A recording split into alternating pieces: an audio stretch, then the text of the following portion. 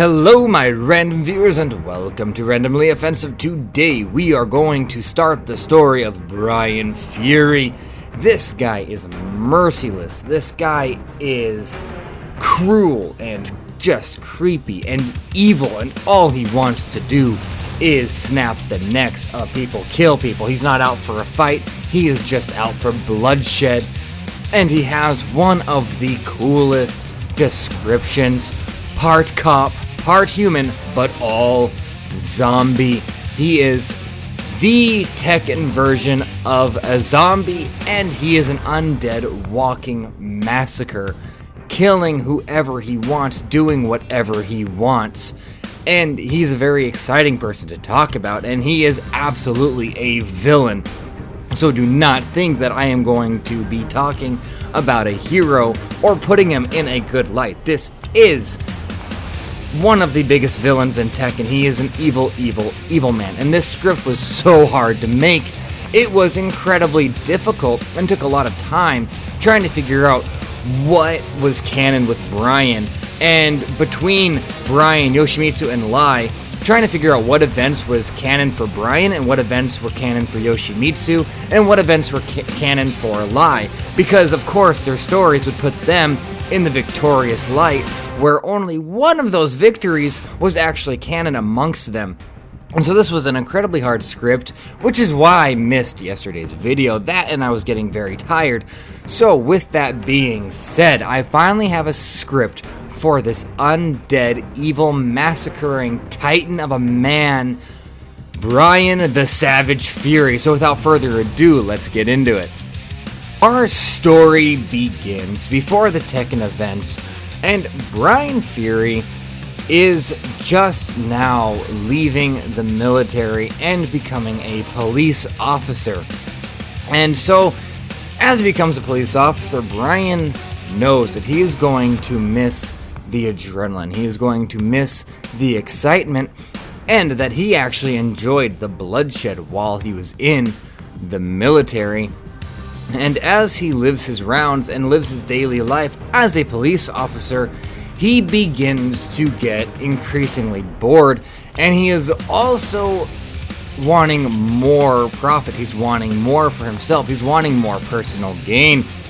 And so he starts with fulfilling his adrenaline lust and his bloodlust by escalating every situation that involves the culprit, the criminal, having a gun, any robbery, any drug deal gone wrong. He purposefully escalates so that there is a shootout. And he does this over and over and over and repeatedly, constantly putting his police fellow troops in danger while putting himself in danger. And now he is also wanting more profit for himself. He's wanting more self-gain. And so he begins making deals with drug lords and syndicates and getting on these criminal organizations' payroll as a corrupt cop. However, he will also betray those same syndicates, those same drug lords, in order to save his own ass when he is about to be discovered by Lai Wulong, because Lai Wulong is starting to figure this out. And so as Bryan Fury is consistently escalating situations and creating his own shootouts while also betraying these syndicates to save his own ass and then making sure he's on the payroll as a corrupt cop, many crime leaders, many crime lords are getting sick of it, along with many police officers who have an idea of what's going on, and a plan is concocted in order to kill Bryan Fury. And so, during one of the shootouts that Bryan Fury has started, there is a gunman far away with a sniper waiting for Bryan, and as soon as Bryan is in the scopes, a bullet is fired, and it goes directly through the heart of Bryan, killing him, leaving him as a corpse. And now the corpse of Bryan Fury is bought by Dr. Abel, an 88-year-old underground scientist and a very respected underground scientist. And so, purchasing the body, the lifeless corpse of Bryan Fury, he plans on doing experiments on this corpse in order to create this cyborg, an ultimate being, an ultimate killing fighting machine. And so, with this doctor, he is also rivals with Dr. Bogdanovich, who is on the Mishima Zaibatsu organization. He is the Mishima Zaibatsu scientist, and with that being said, he is now trying to outdo Dr. Bogdanovich, because Dr. Bogdanovich is constantly preceding all the findings that Abel is doing. And so finally, Dr. Abel has decided that in order to create the perfect cyber body, the perfect cyber warrior, he is going to need Dr. Bogdanovich's mechanics. He's going to need the formula from Dr. Bogdanovich. So he finally reanimates Bryan Fury's body and brings Bryan back to life. And the only way that Bryan is able to stay alive is because of Dr. Abel consistently giving him doses from a syringe that is keeping his body reanimated, and consistently having to do more and more experiments and more work on his body to keep him alive. However, Dr. Abel has given him enough dosage to where he is able to go to the third King of the Iron Fist to take out Yoshimitsu, because once Yoshimitsu is taken out, Dr. Bogdanovich will have no protection. Yoshimitsu works for Dr. Bogdanovich. And so Bryan Fury heads to the third King of the Iron Fist tournament as a contender. Bryan walks into the tournament like he owns the place, because he did not enlist, he didn't sign up, he didn't wait for an acceptance letter, he just shows up. And Heihachi sees him with Yoshimitsu by Heihachi's side as his bodyguard for now. Heihachi sees Bryan Fury and decides to go ahead and let this slide and see what happens, and decides to put him up against Nina, because Heihachi has been experimenting on Nina Williams, and Heihachi wants to see what Dr. Abel, knowing that Bryan Fury was a police officer, a corrupt police officer that was killed due to the news, he has a feeling that Dr. Abel is the one that reanimated Bryan Fury. And he also knows that Dr. Abel is a rival of Dr. Bogdanovich, and Heihachi wants to know which one of the two is more superior, because if it is Dr. Abel, then Heihachi will fire Bogdanovich and hire Abel. And so he changes the roster so that Bryan is going up against Nina, and when his name is called to go up against Nina, Bryan is perfectly fine with this and takes this as an extra treat before he gets to kill Yoshimitsu, and so he stands against Nina. Now, I cover this fight in Nina Williams' story, but I will cover it a little bit more here. And it's really interesting because Bryan Fury, when he was on the way to the third King of the Iron Fist tournament, he realized that he cannot feel pain. He also realized that his strength was so much stronger. He had increased his strength severely, just phenomenal amounts of strength he now has, and he cannot feel pain. And due to him already being a corpse, due to his body already being dead, this guy cannot die. The only way he can die is if he does not have Dr. Abel's serum. And so the guy is a zombie, an walking undead man that cannot be killed, and so he faces down against Nina. soon as the match starts, Bryan charges towards Nina, throwing a massive punch that cracks the ground beneath his feet. To his surprise, Nina catches it with one hand as the ground cracks beneath her feet, and he can see that she has no fear and that her strength is equal to his. But he also felt a slight pop behind his wrist, meaning that he broke something in her arm, regardless if that was an elbow or her wrist, her hand, her actual arm itself. But yet she does not act like she feels any pain, and so he smiles at this. "You went through the same experiments that I did, didn't you?" And as Nina responds, telling him that she was a guinea pig, that she was a test subject, and that she doesn't feel anything, and that she has nothing to lose, Bryan is excited about this because he too has nothing to lose, including his life. And so these two engage in one of the most complicated yet beautiful to behold fights, where they are attacking each other with combos simultaneously because Bryan doesn't feel a single strike that Nina's throwing, while Nina does not feel a single strike that Bryan is throwing. And Bryan is just enjoying the prospect of seeing blood coming out of his opponent whenever he punches her, but he's also enjoying the fact that there's no reaction from it and that she is giving him the same amount of damage. Bryan is just laughing and having a good time with every splatter of blood that either he or Nina spits out.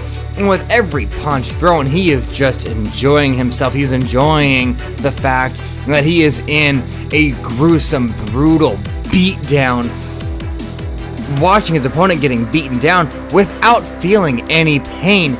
He is just loving it, and he's loving the fact that he can just live in the fight because he cannot die. However, Nina's body finally just collapses, and she's completely out.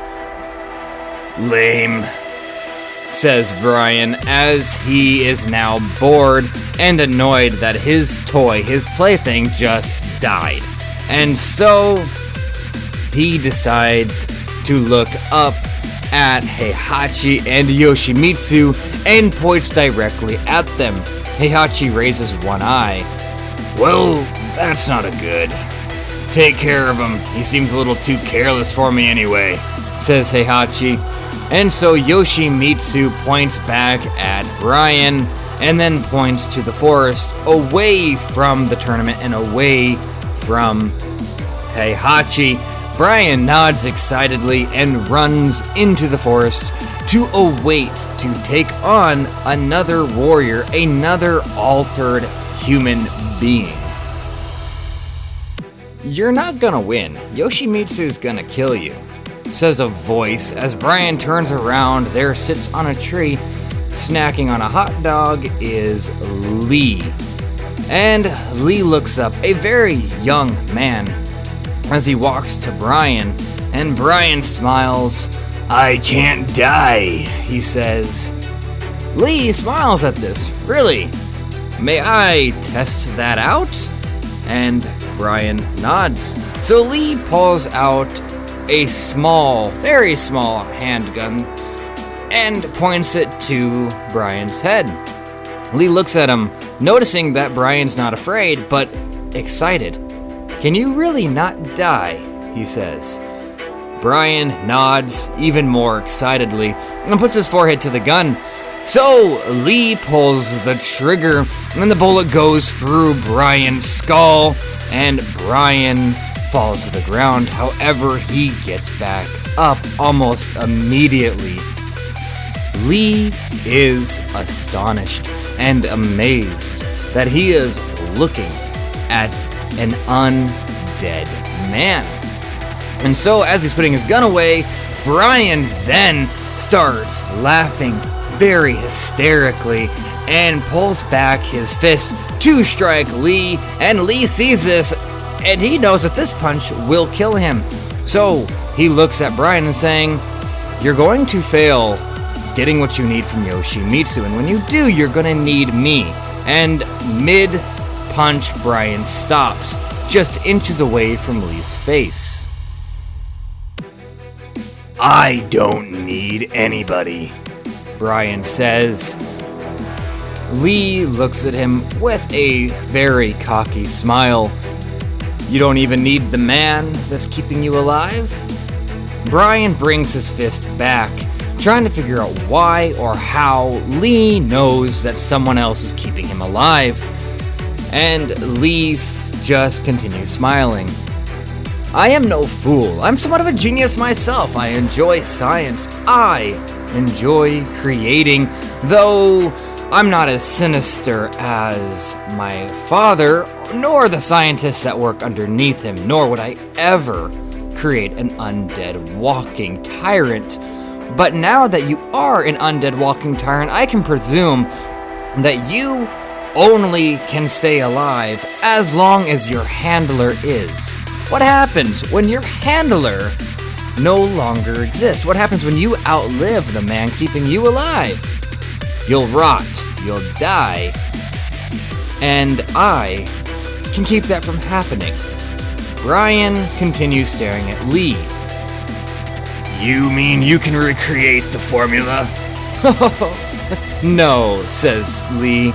"I cannot recreate the formula. I'm not that smart. However, I can pull the strings and make other people do my bidding. I've gotten quite well at it, and I can definitely keep you alive.